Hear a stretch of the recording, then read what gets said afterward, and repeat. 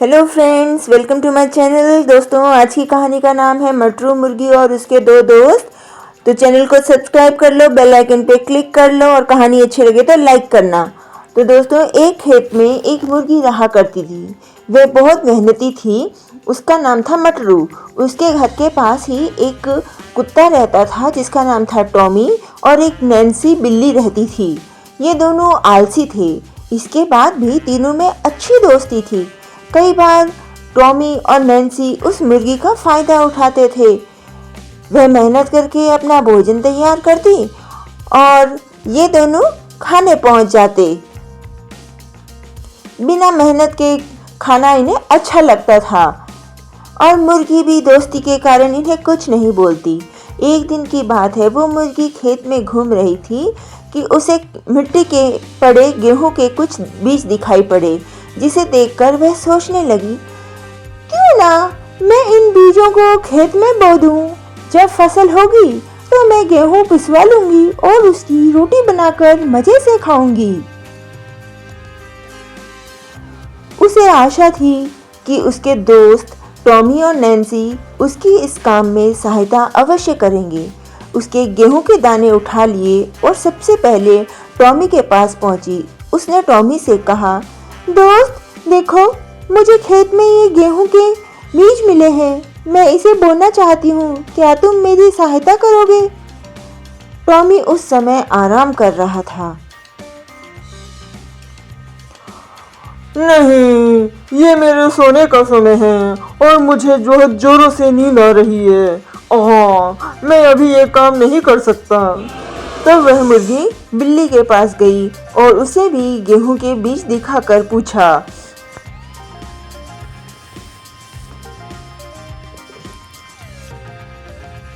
दोस्त, टॉमी ने तो मेरी सहायता नहीं कर रहा। क्या तुम मेरी सहायता करोगी? देखो, इस समय तो मैं पड़ोस के घर में दूध पीने जा रही हूँ, इसलिए अभी तो मैं तुम्हारी सहायता नहीं कर पा सकती। दूध नहीं मिला तो मैं भूखी रह जाऊंगी। दुखी होकर मुर्गी बोली, कोई बात नहीं, मैं खुद ही जाकर खेतों में इन बीजों को बो देती हूँ। वो खेत में गई और कड़ी धूप में मेहनत कर शाम तक उसने सारे बीज बो दिए। समय बीता और खेत में गेहूं की फसल लहलहाने लगी, जिसे देख मटरू मुर्गी बहुत खुश हुई और दौड़कर सबसे पहले कुत्ते के पास पहुंची। उसने कुत्ते से कहा, दोस्त, खेत में फसल लहरा रही है। क्या तुम फसल काटने में मेरी मदद करोगे? नहीं, मैं ये काम नहीं कर पाऊंगा। मेरी तबीयत जरा ठीक नहीं है। कुत्ते ने कन्नी काट ली। अब मुर्गी नैन्सी बिल्ली के पास पहुंची, जो नहाकर आई थी और धूप में बैठी थी। मुर्गी ने उसे फसल काटने में सहायता मांगी तो वह बिदक कर बोली, नहीं, मैं ये काम नहीं कर सकती। अभी अभी नहाकर आई हूँ। मैं वहाँ धूल मिट्टी में गंदी हो जाऊंगी। अब मुर्गी दुखी होकर वहाँ से चली गई और सीधे खेत में पहुंची। वहाँ उसने अकेले ही फसल की कटाई करी। अगले दिन उसने सोचा, क्यों ना इन गेहूं को मैं पिसवा लूँ, आटा रोटी बनाने के काम आ जाएगा। और फिर वह टॉमी कुत्ते के पास पहुंची और कहने लगी, दोस्त, चलो ना मेरे साथ आटा चक्की तक, मुझे इन गेहूं को पिसवाना है।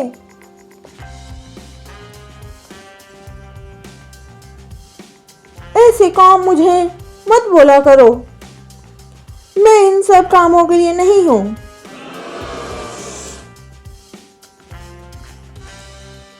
कुत्ते ने तो दो टूक जवाब दिया। फिर वह नैन्सी बिल्ली के पास जाकर जब मुर्गी ने सहायता मांगी तब बिल्ली बोली, आटा चक्की से उड़ने वाले आटे से मेरे बाल खराब हो जाएंगे, मैं तो वहाँ नहीं जा सकती। दुखी होकर मुर्गी अकेले ही आटा चक्की गई और गेहूं को पिसवा कर वापस आई। अगले दिन उसने रोटी बनाने की सोची और अपने दोस्तों के पास पहुंची। दोनों खेल रहे थे। दोस्तों, क्या तुम रोटी बनाने में मेरी मदद करोगे? नहीं, दोनों एक स्वर में बोले, हमें रोटी बनानी नहीं आती है। मुर्गी ने अकेले जाकर रोटी बनाई। अब गर्मा गर्म रोटियां तैयार हो गई। तब वह टॉमी कुत्ते और नैन्सी बिल्ली के पास पहुंची और उन्हें रोटियां दिखाते हुए बोली, अब बताओ कि रोटियां कौन कौन खाएगा?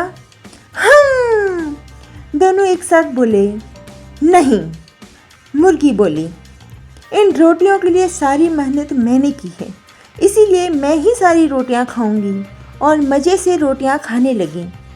टॉमी और नैन्सी ने कोई मेहनत नहीं की थी, इसीलिए वो बस मटरू मुर्गी का मुंह देखते रह गए।